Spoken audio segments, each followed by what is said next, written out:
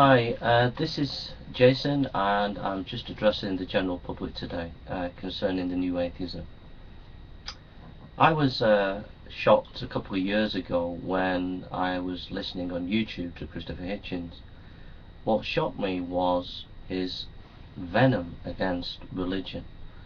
And as I began to listen and think about the new atheism, I was totally shocked by the kind of language and ideas that they were using. I say this with all sincerity and with deep research and with tremendous honesty, that the language that these new atheists were using seemed to me to be very similar to the Nazis, the way they were moved in on society in the mid-1935. When they began to demonize the Jewish people. And the kind of same language that was used by the Nazis, I shockingly was hearing amongst new atheists, and I couldn't believe my ears, and I couldn't believe that the media in the West was actually playing these people like Dawkins and Sam Harris and Hitchens as if it was okay. So what kind of language am I talking about? Well, Sam Harris wrote a book called The End of Faith, and he came on television after 9/11 saying that religion is dangerous because it's irrational. Now think about that for a moment. 9/11 was done by Muslim extremists. Not all Muslims are extremists, okay? So it was done by a particular group of people, Muslim extremists. So he equates them as being irrational, but then brandishes all religious people who come under the sort of one God banner, so that's Jews, Muslims and Christians, as irrational. And as they are irrational, this is his polemic, they are dangerous. In other words, Christians, elderly ladies who are doing coffee mornings, making cups of tea, they could possibly blow Parliament up or blow Washington DC up.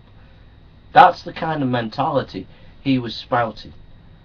And the media was interviewing him and writing reviews about his books, but no one really came out and absolutely slammed and condemned this kind of disgusting rhetoric.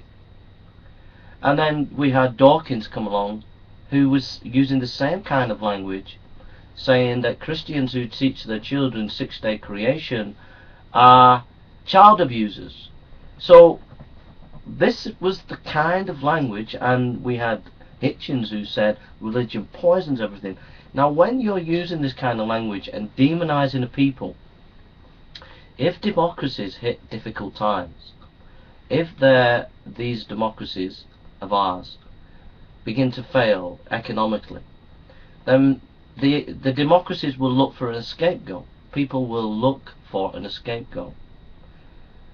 And if this kind of language is allowed to permeate society, the scapegoats will be the Christians. They're the ones to blame. They are the dangerous ones. They are the abusers of the children.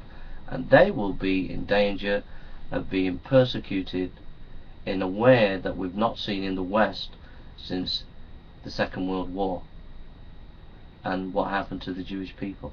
That is because we've allowed this hate speech to permeate society and not challenged it. And that is why every day I seem to keep making videos about atheism, and it's that reason that I keep doing this work. And there comes a point where I have to stop, and I've said this a few times, I know, and I haven't.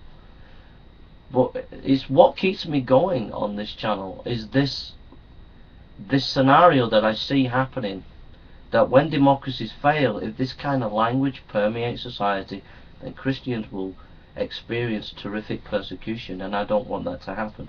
And I don't want our democracies to descend into that kind of action. But that is what will happen if you allow this new atheism to go unchallenged. And so I ask you as a general public, to maintain your fair-mindedness, to be fair and honest, and to assess people on first terms. When you meet a Christian or you meet an atheist, you don't judge the atheist, you don't judge the Christian, you just take them as they are. That's how we need to be in society, not demonizing different groups, because that is dangerous. And I feel that the new atheism is dangerous. So please, as general public, maintain your vigilance against any extremism. Thank you, and take care.